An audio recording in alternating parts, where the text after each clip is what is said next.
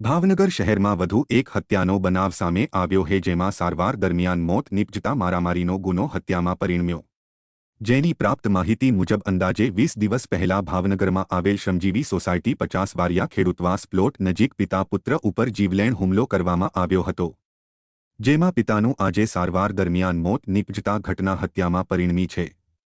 ફરિયાદીએ 40,000 રૂપિયા ઉછીના આપ્યા હતા, જે પૈસા માંગવાના કારણે ઉશ્કેરાયેલા શખ્સોએ પરિવારના ઘરમાં જઈને ઘાતક હથિયાર વડે હુમલો કર્યો હતો। આ ઘટનામાં હિતેશભાઈ અને તેમના પિતા ધર્મશીભાઈ ડાભી ઉપર જીવલેણ હુમલો થયો હતો, જેમાં ધર્મશીભાઈ ડાભીનું સારવાર દરમિયાન મોત નીપજ્યું। આ હત્યાના બનાવમાં મુકેશ ચૌહાણ, રાકેશ ઉર્ફે કોકો, પિયુષ મધરો અને ભાર્ગવ રાઠોડ ઉપર મારામારીનો ગુનો દાખલ થયો હતો, જે તમામ શખ્સો હાલ જેલમાં હોવાના કારણે આ ઘટના હત્યામાં પરિણમતા હત્યાની કલમનો ઉમેરો કરવામાં આવશે।